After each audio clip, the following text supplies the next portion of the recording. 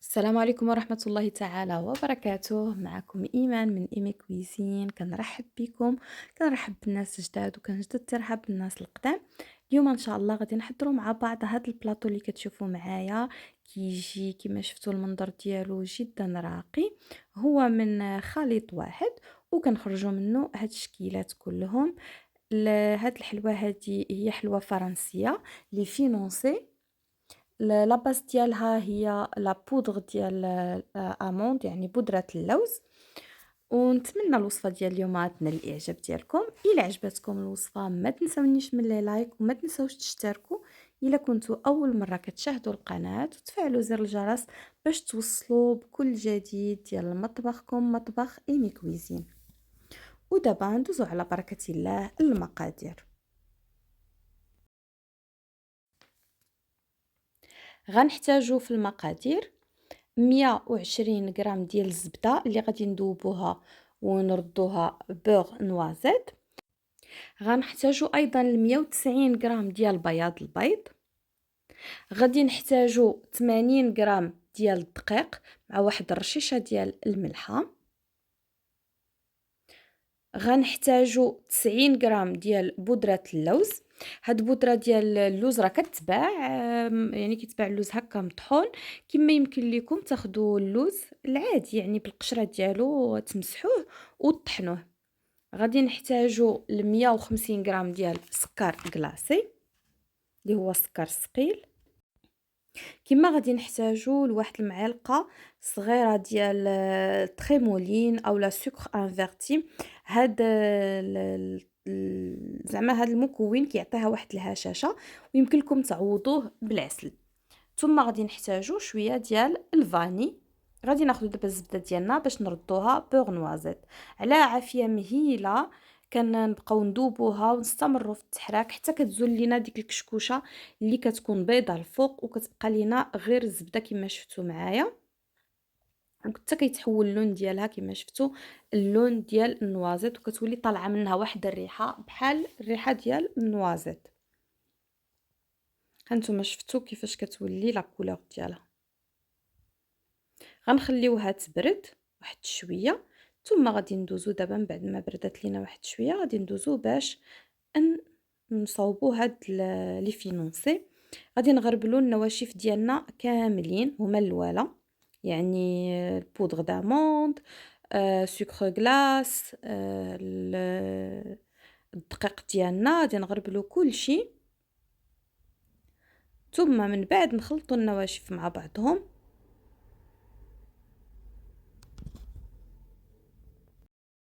بالنسبه للمقادير راني نسيت ما قلت لكمش واحد راس معلقه هكا 2 غرام ديال الخميره ديال الحلويات.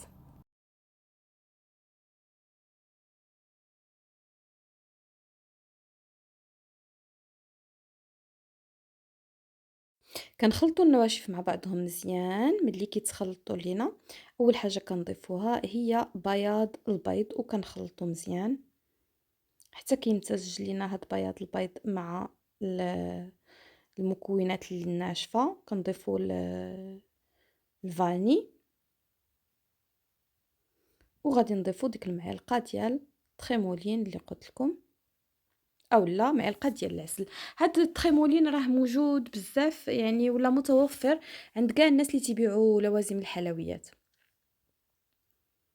غنخلط الخليط ديالي مزيان، ثم بعد ذلك غادي نبدا نضيف الزبده شويه بشويه حتى كنخلطها مع الخليط. داك المقطع ما تصورش ليا. ودابا شديت داك الخليط وقسمته على زليفات على حسب النكهات.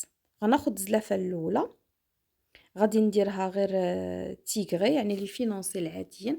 غنضيف ليها فقط هاد الفيرميسيل شوكولا.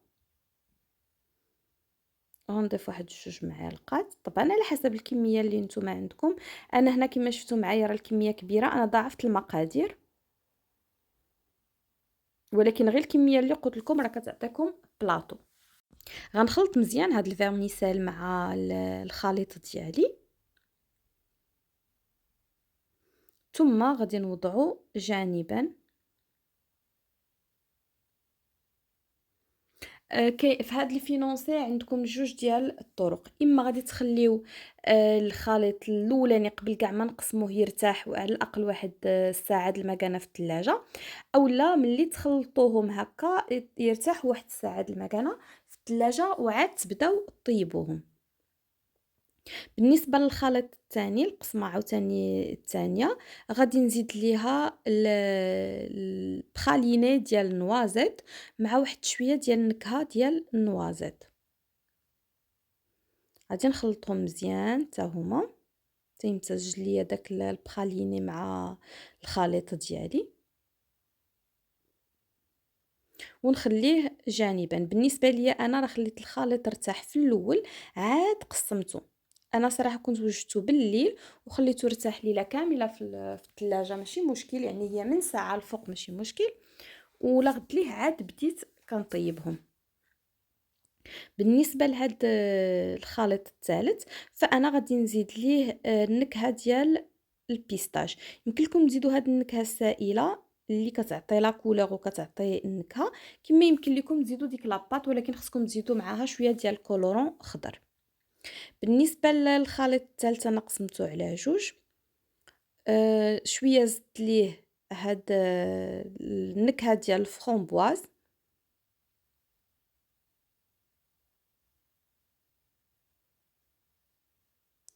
والاخر زدت ليه شويه ديال البودغ داساي.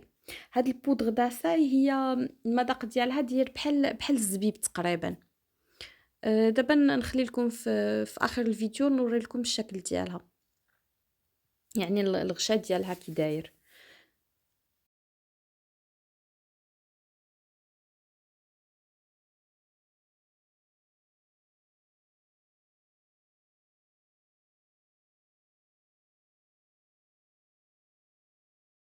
بالنسبة لهاد الخليط ديال الفرامبواز راه غير لا كولور ديال النكهة عطاه هاد اللون هذا، ولكن انا ما عجبنيش صراحة بزاف.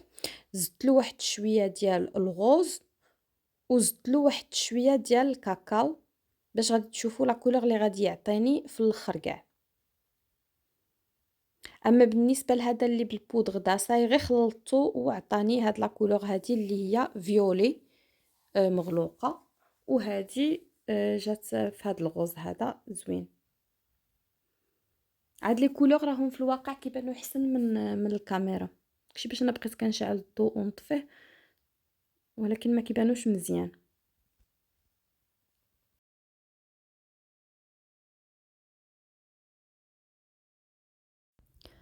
ودابا الخليط الثاني غنضيفوا له شويه ديال لاباط ديال ديال السيترون.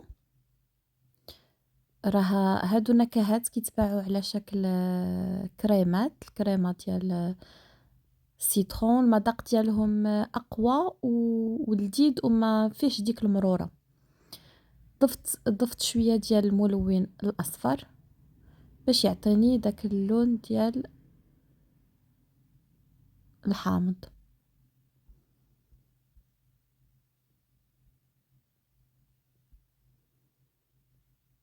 كنمزجو مزيان حتى كيتجانس ليا اللون وكيتجانس ليا ديك الكريم ديال الحامض.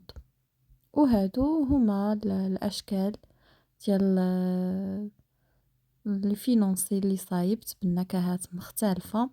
كل نكهه عرفتي كل نكهه كتنسيك في الاخرى، كلهم جاو لذاذ. ودابا غادي ندوزو على بركه الله باش نطيبوهم. كتاخدو المول ديال السيليكون المهم اللي بغيتو، انا خديت هاد لي مول هادو. بالنسبه لهادو اللي الخليط اللي عندي بالفيرميسيل درتو في هادو. ما تعمروش القوالب حتى الفوق حيت راها كتزيد تنفخ. هذا ديال البخاليني نوازيط زينتو بقطع ديال النوازيط وبشويه ديال لي بيبي دو شوكولا. كل ما كنعمرو هاد لي سيليكون كنخبطوهم شويه على سطح العمل باش كنخرجوا دوك الفراغات اللي فيهم. بالنسبه لهادو اللي درت بالبودغ داساي وبالنكهه ديال الفرامبواز، هادوك اللي بالنكهه الفرامبواز درت ليهم البلو بيريز و هذا الفرامبواز، والاخرين ديال البودغ دعساي درت ليهم لي ميرتين. وهادو ديال الحامض زينتهم بالكرانشي ديال الفخوي دو باسيون كيجيو بنانين. هاد الفخوي دو باسيون هو شويه مايل للحموضه وجابنين مع الحامض. هادو ديال البيستاج درت واحد شويه ديال البيستاج مهرمش في القوالب لتحت، ثم ضفت عليهم داك الخليط ديالي ديال البيستاج.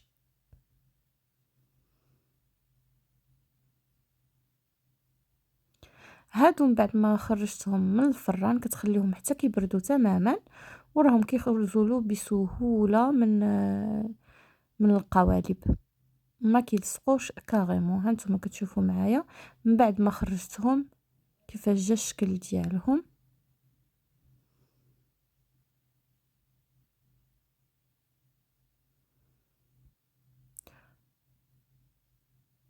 ودابا طبعا غادي ندوزو للمرحله ديال التزيين. هادو ديال البيستاش زينتهم بشويه درت شويه ديال البيستاش في نفس القوالب وشويه ديال الورد، ودرت عليهم شوكولاته بيضاء، ثم كنوضع دوك لي فينونسي ديالي ديال البيستاش كنعاود نردهم لدوك القوالب وكنخلي الشوكولا حتى كتجمد، دخلهم شويه للثلاجه باش تجمد ديك الشكلاط. هادو ديال الحامض درت هاد الوراق ديال الورد بالالوان اللي فيهم البلو، فيهم الصفيفور، فيهم الاحمر، مع شويه ديال الكرانشي ديال الفخوي دو باسيون، وكنوضع عليهم الشوكولاته البيضاء، ثم كنوضع هاد لي فينونسي ديالي ديال الحامض. هانتوما كتشوفوا معايا هادو زينتهم غير بخطيطات ديال شوكولاته بيضاء. هذا درت لهم شويه ديال الشوكولاته من التحت وشويه ديال الشوكولا في قلب منهم. هادو ديال البيستاش اللي شفتوا معايا، شفتوا كيفاش جاو رائعين والمذاق ديالهم ولا اروع. هادو زينتهم غير بخطيطات ديال الشوكولا وشويه ديال البودغ ديال البودغ دور، بودرة الذهب. وهادو هانتوما شفتوا معايا كيفاش جاو. هادو تا هما زينتهم غير بشوكولاته بيضاء مع شويه ديال اللوز مهرمش فقط في الوسط.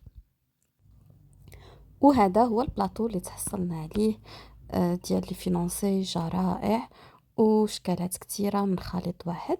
بالنسبه للطريقه ديال الاحتفاظ بهم، كديرهم في واحد الطويصه اللي تكون محكمه الغلق وكتخليوهم في الثلاجه. ودابا ما بقى لي الا نقول لكم تبقاو بخير على خير، ونتلاقاو في فيديو جديد وفي وصفه جديده ان شاء الله.